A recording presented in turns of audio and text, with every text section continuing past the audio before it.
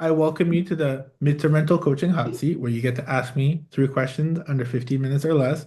Where did you and I first connect? What is the connection point here? Where did you discover? How did you get on this call? Through YouTube. I am a big fan of podcasts and I constantly look for content related to MTR, real estate in general. So I found you, and since I found you, I've been following you quite a bit. So Oh, amazing. yeah, so it's nice that I get to chat a little bit and ask you a couple questions that I have. I am honored. First of all, thank you for tuning in. I hope you drop me a subscribe. I hope. I can Yes, only hope. of course. I'm And subscribed. no, I really appreciate that. And my goal is here to support as much value as possible. And we are in the hot seat because I got another back to back. So I'm gonna just pour in. You tell me, I see questions here. Are these still valid? How to manage MTR availability while STR bookings, how to find relocation specialists with insurance companies, how to price your property, different platforms. Any other questions you want to ask, or do you want to start with Um, those? yeah, I mean, I am having a little bit of issue with this duplicate listings. You talk about having two listings in the OTA. Yeah. How do you actually manage that? Because Mhm. you can get bookings in the short term listing, but then the MTR listing shows open. So how do you manage it when you get an MTR request or inquiry and you already have the bookings in the STR listing? So that's Gotcha. one of the main things because I'm having issues there. And then, yes, I have listed my property in all of the platforms and websites that you have mentioned in your videos.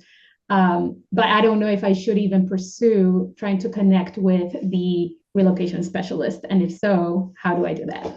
So. Great. You're asking some amazing questions. So let's cover the first one. So managing the availability is key. And the way to do this now is because I believe in doing it in one account now. They are going through an algorithm that tracks if you have duplicate listings, it'll tell you to take it down, etc. So I like having two accounts, one that's a corporate account and one that's just a personal account when I do my STR business.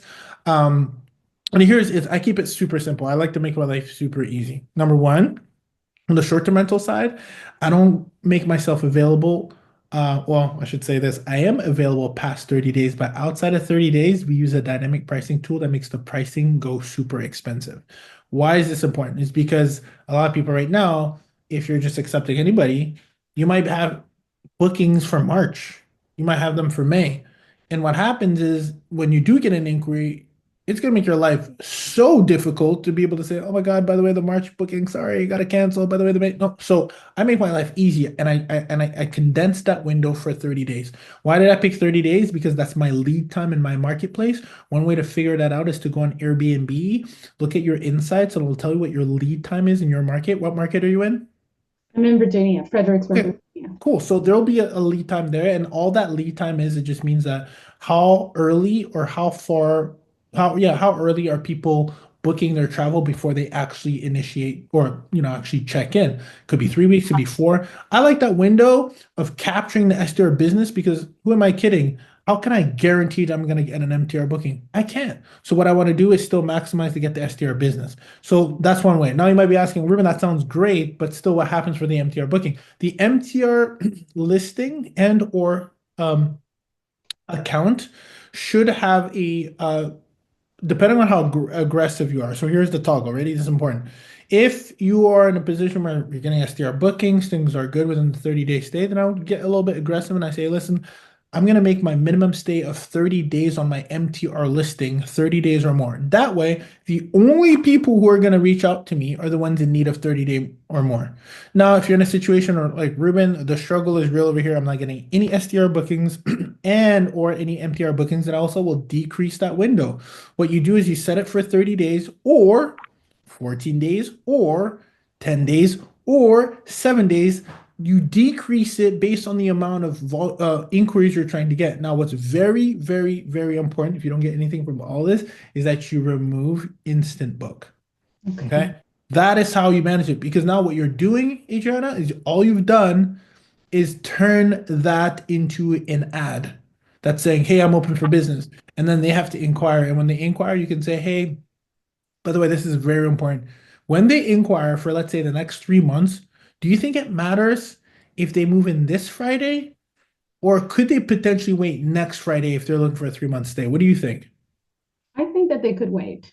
Right. But if you don't have that duplicate listing, you wouldn't even have had the chance to even have that conversation where you could be like, hey, Ruben, I'd love to have you. I have to host another family by next Wednesday. Could we change this inquiry to next Friday? And then I'd be more than happy to host you. And by the way, I'd be happy to give you as many extensions as you need. Do you think there's a different conversation there? Like, Yes. oh my God, thank you. A, you're pet friendly. A, you're available for the next 3 months. You know how hard it is to find people that are available for the next 3 months? Now, here's what I would do. In terms of manager, I'm giving you a whole masterclass in less than 50 minutes. Okay. As far as the management of that, let's say you do have bookings, it's January 22nd, you're booked up to January 31st, right? And you get this inquiry for the 25th. You're like, oh my God, I can't do this. I cannot believe I got an inquiry for the next 3 months, January 25th. You can say 25th. You can say, hey, by the way, would it be okay for you to move in March 2nd? I'd be more than happy if you change that date. And if they can't, then now we get to make a business decision. And we only make that business decision once we accept the booking. I know this is super scary. People are like, you mean to tell me you would almost double? Yes, I would. I would accept the booking for call it January 25th. I usually would give myself a 2 week buffer. So really what we're talking about here, if this was a January 29th move-in, I'll be totally comfortable reaching out. And usually there's a little bit more room because this would be close. If someone's coming this Friday, that's kind of a tough situation. If someone's coming in next week and you want to start canceling those because you weren't fully outstretched out too far, you can say, hey, listen, unfortunately, I'm not going to be able to host you, but I have 3 alternative listings that I found for you, white glove service. And trust me, should you come stay with us in the future, I'm so sorry for the inconvenience. I'd be more than happy to give you a 20%, 30% discount for being a return customer that wasn't able to stay for the booking. Can you imagine the difference between someone just being like, sorry, I can't host you versus that? I've only gotten one disappointed response once, and they weren't even that mean about it. They were just like, well, we're super disappointed. And then they canceled. You don't want to cancel it. You want to tell them to cancel it so that they're canceling their booking in as fast as possible without you incurring a penalty. Okay, so what if they don't want to cancel? Has that happened to you yet? No, not Uh, yet, You but call Airbnb. You call Airbnb. That's all you do. And they're very happy. And the way you position, see, the thing is, positioning is everything, Adrian. I've done this tons of times.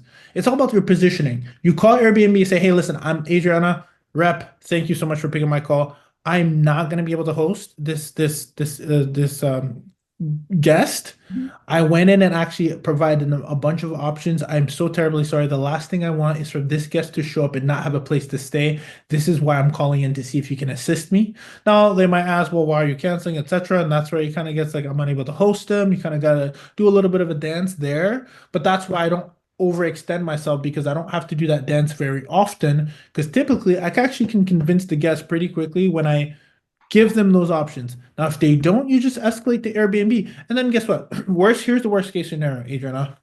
You got an MTR booking for the next 3 months that is very juicy and lucrative. Why? How do I know? Because it's 90 days in a row, 100% occupancy. And my rate that I put on my MTR listing is a rate that when I get an inquiry, I know I'm going to be happy. So now you're just making a business decision. We lost Superhost like, I don't know, a couple months back. We just got it back because maybe we got a cancellation or two.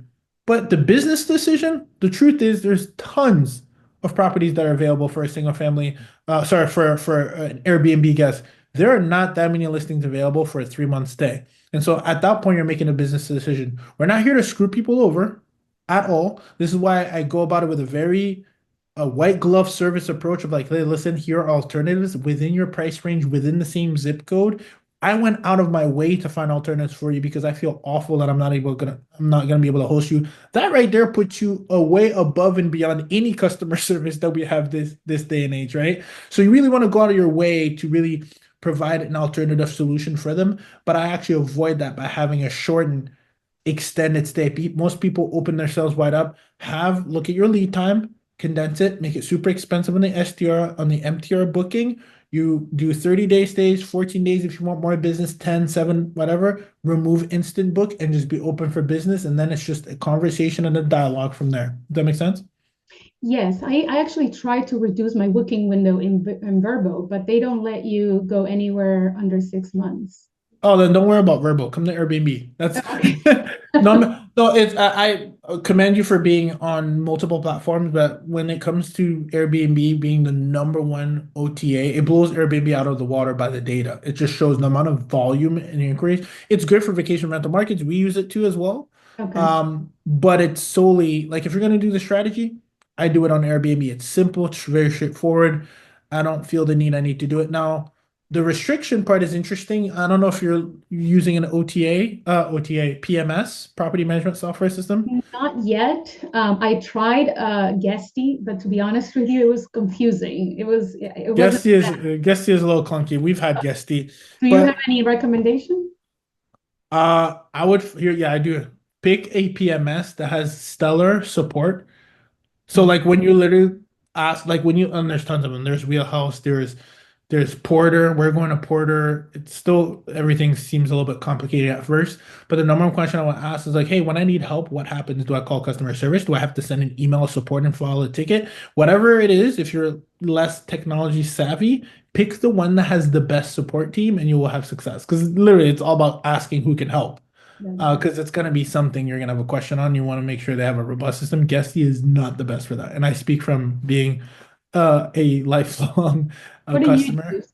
Guesty, and we're over at Porter. We're literally in the middle of a migration to Porter. Oh, okay. I hadn't heard about Porter, so Porter, am I saying the right? Onerez. Why am I saying Porter? Porter is the old name. Onerez. I'm going up Onerez. owneress. Okay. Yeah. Okay. Or Look it up. Because Hospitable was the other one that I was looking, yep. Yep. but A lot of them are doing probably what you need them to do. And then you I had only how to have price your property. I only have one property. That's So a lot. Congratulations. thank you. And it's my You know, first. there's people who don't have a property out there. So I'm all about abundance. Remove the word only. You have one amazing property, and that's all you need, by the way. Like you can do some amazing. How many bedrooms? Four, Amazing, four bathrooms. amazing, amazing. You have an amazing property. Yeah, and I have to say we work really hard to do it, and I've been studying a lot to make it out to the, available for the MTR space. But the short-term bookings are coming, I just got one Yeah. today for a month in it through Airbnb. Woohoo! Yes. Look at you. Look at that. Only one property. Good for you. Listen, I have another call. I have a webinar, free webinar I'm hosting. Then I'm going to host a challenge. I'm going to be announcing it on that. Would love to see you on there this Saturday if you can make it. And it's just education. I think the more you get educated on this, the more you can make some amazing strides. But power to you for showing up and asking all these questions. Your last question was how to price your property in the different platforms.